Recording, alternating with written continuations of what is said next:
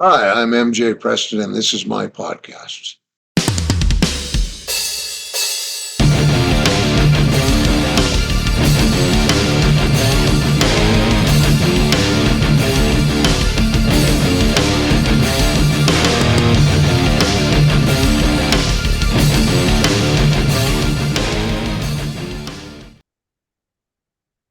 Okay, so I hope I get your name right. I want to welcome DM Gritzmacher to the show. Perfect. Thank you. Wow, I can't believe I didn't screw that up. So you're the author of the Skullduggery series, and you've got three books, and the three books are the Relict, which I hope I'm saying that right, Yep. the Quarry, and the Lingering, and they all seem to run on a similar theme. But I'm going to let you talk to me about that. So if I could. Yeah. I mean, ultimately, I think the Skullduggery series is probably going to end up being about 8 books in total. I've been saying 7 to 8 books all along. Probably about the last 2 months, I've been saying, it's probably going to be more like 8 books, just as far as what I actually have in my head and what I want to get out. So it's probably Right. going to be a total of 8 books. So yeah, we've barely even started. I've really got the first 3 out. The fourth one's actually written. It's currently being edited. The cover's being worked on. The fifth one is actually what I'm writing right now. So I pretty confident that it's going to end up being 8 books in total by the time I'm done. Okay. And so what's the basic theme from what I got is you're taking 2 points in history and you're telling almost a dual story. Yeah, I mean, honestly, what I'm trying to do, I think the term that a lot of folks are familiar with would be folk horror.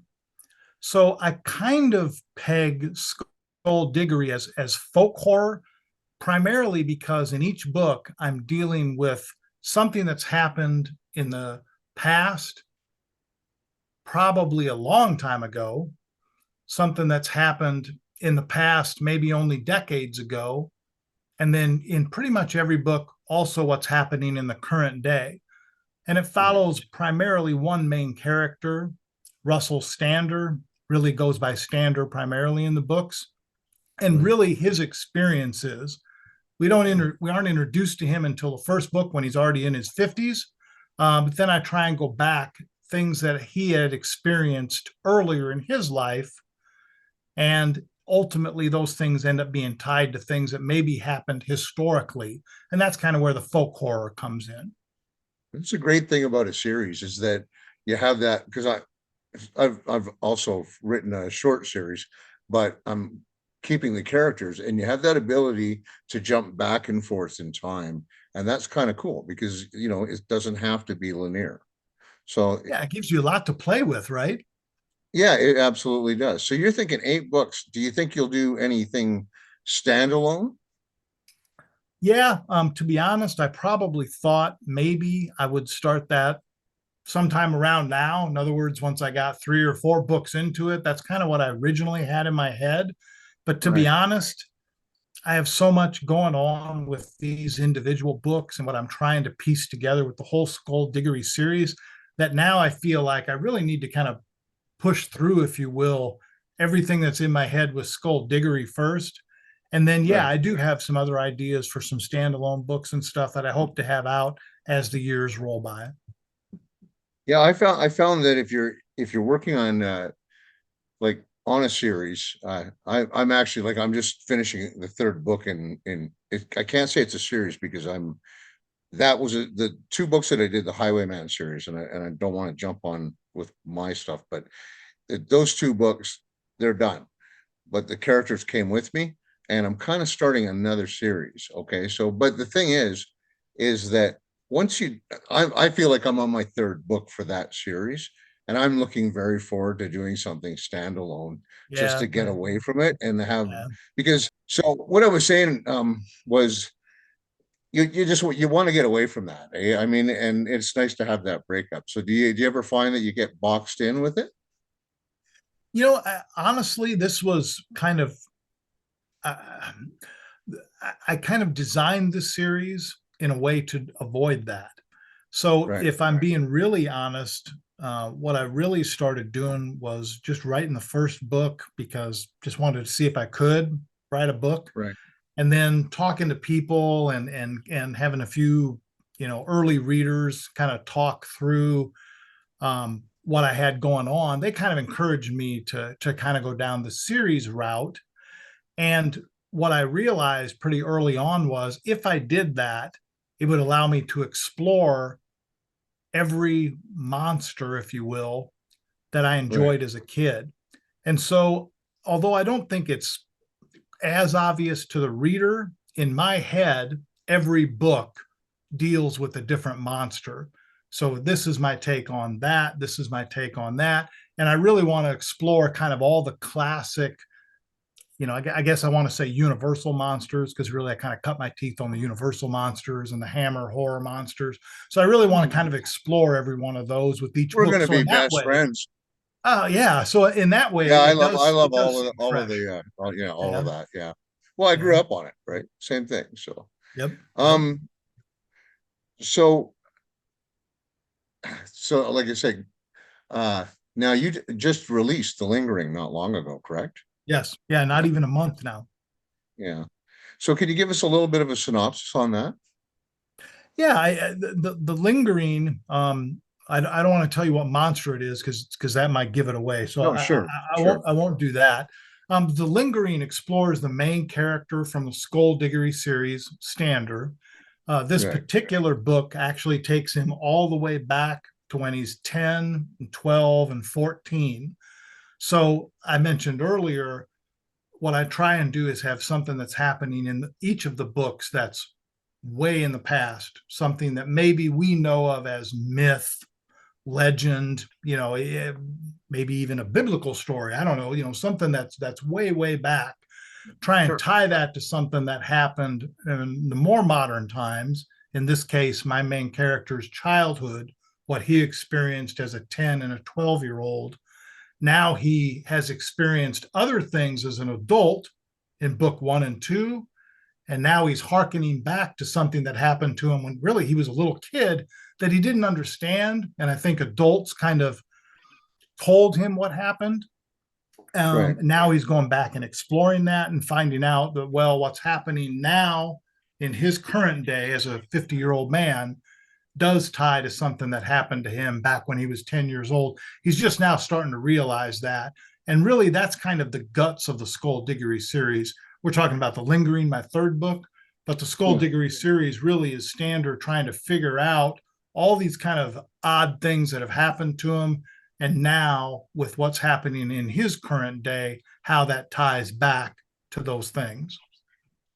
It kind of, I mean, this is a very loose thing, but did you read the book that I'm just going to screw the date up? The King book on the Kennedy assassination. Did you read I, that book? I have not read all of it. I actually started it and I haven't had an Yeah. opportunity to kind of go back. But yeah. But there's a scene in it. The premise is that a guy found a way to go back in time and they want to stop the Kennedy assassination. That's the crux of the book. But it's actually more interesting in that it's almost like an autobiography, or not a biography of Lee Harvey Oswald, because there's a lot of research in it and stuff like that. But the cool thing in it is that I think what King implies in it is that when this guy goes through time, there's all these strands and everything connects to everything, right? And if you mess up one of those strands, and it almost seems a little bit of what you're saying is that, in this guy's life, Standis, there's things that are all these cross connections to the things that have affected him, i.e., in the beginning, when he goes home to find I believe his dead sister, or was that it? Or his sister was murdered.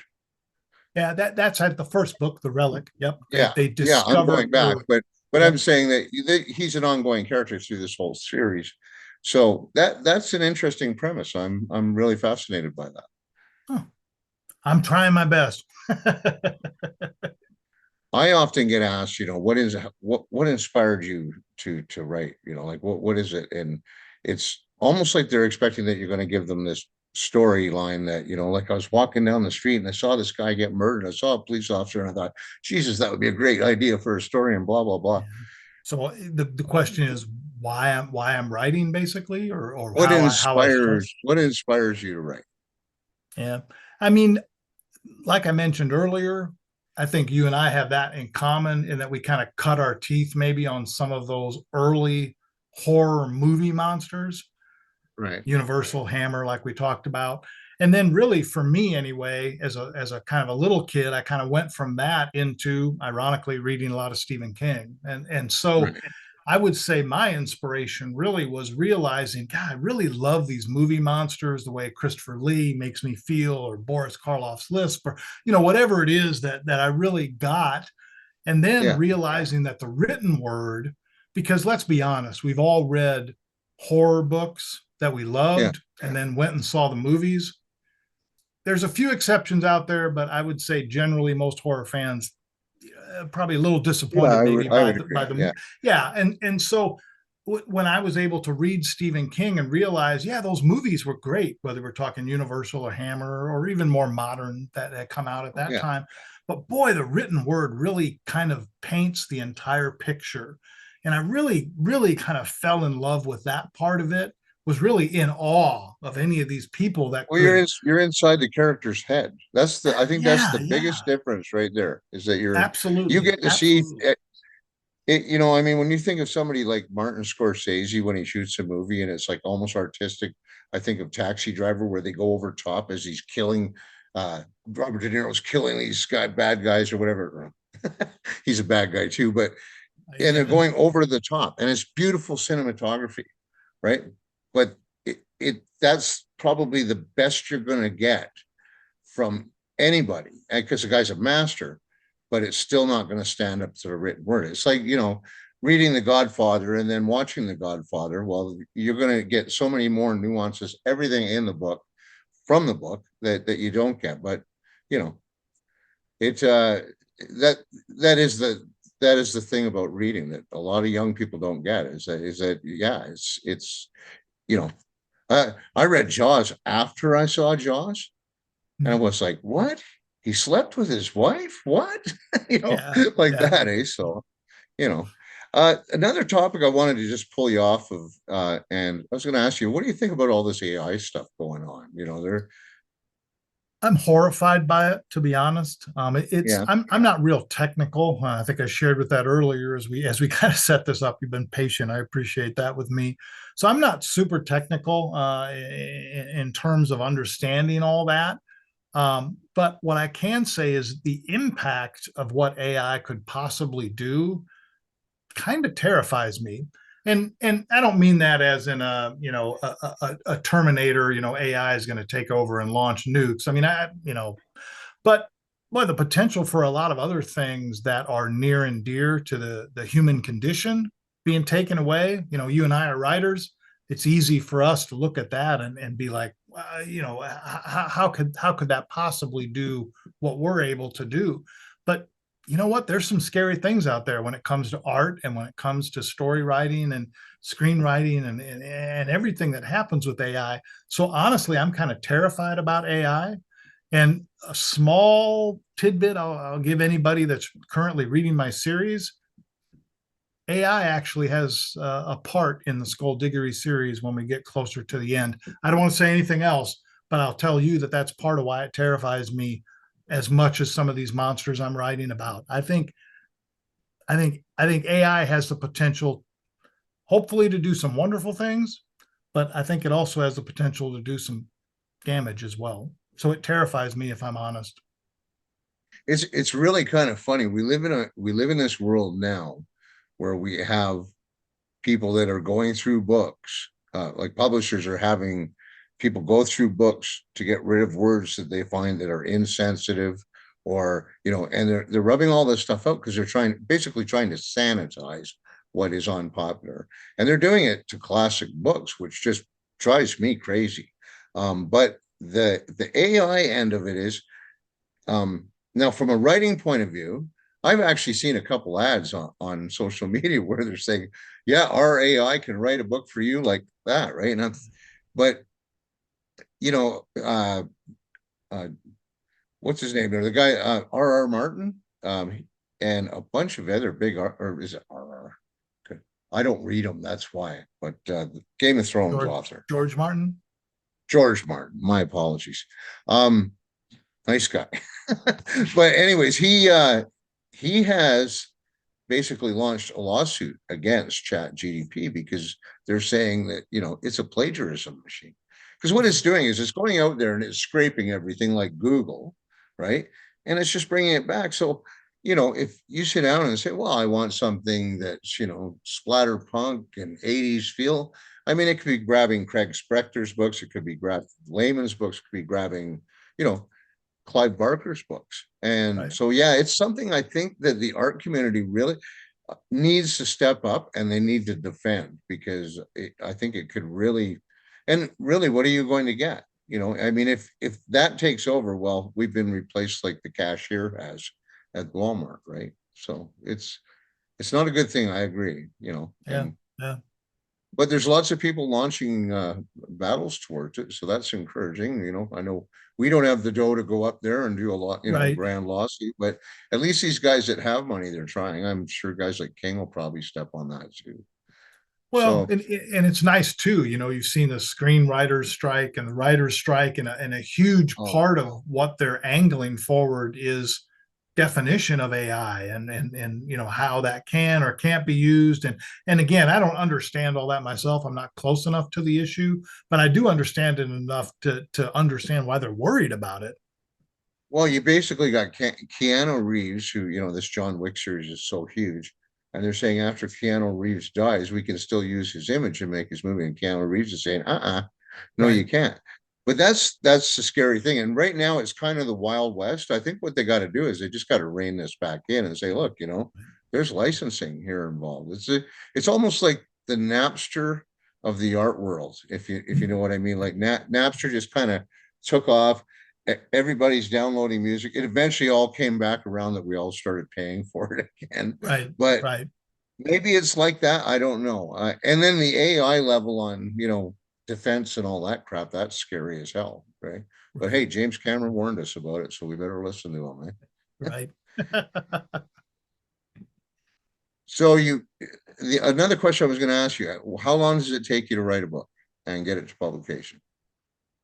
you know, each book has taken me less time, so it's hard for me to answer that question. And I've posted about this before. The honest answer, and I'm kind of answering the question you asked earlier, really in terms of getting into writing and why and inspired, is as I approach 50, because I had enjoyed all things horror my entire life and was in love with the written word, horror or not. Well, you know what?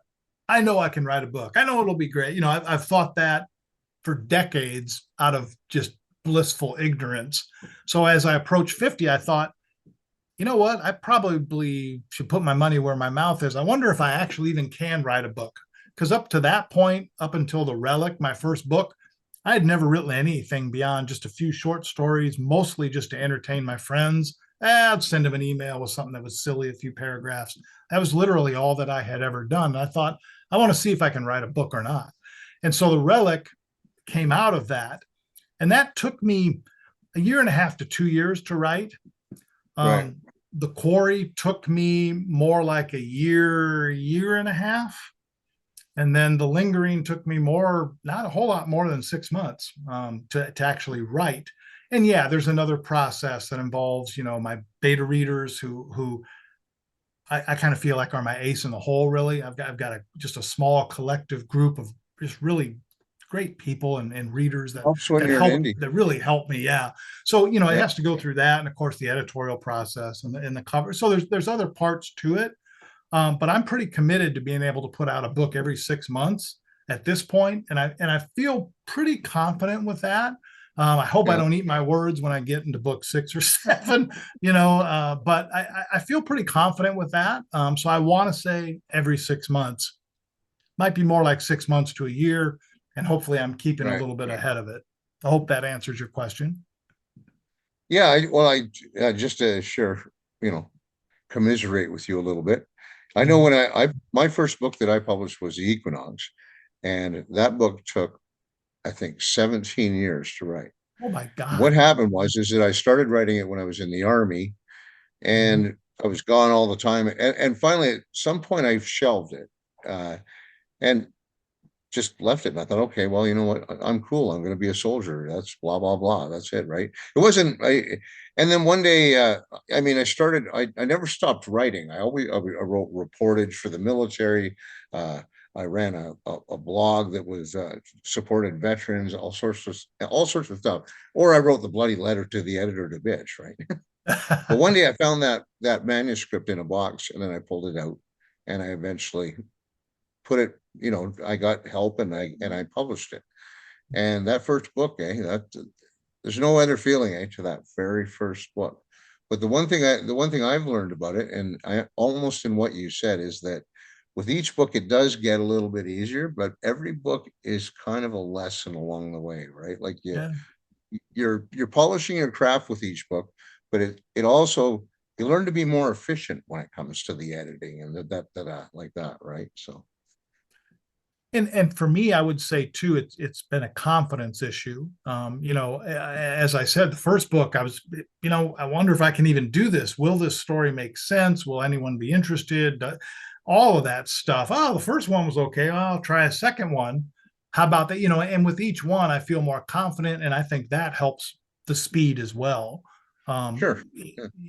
You're not, you're always second and third guessing yourself, or at least I am, with what I write. I mean, I kind of go back and look at it multiple times, which I don't think is unusual, but maybe it is only the third and fourth time you go back and look at it, whereas the first couple books it was 17 and 18 times you go back and look at it, and so that shortens the time period, at least for me. That's been my experience.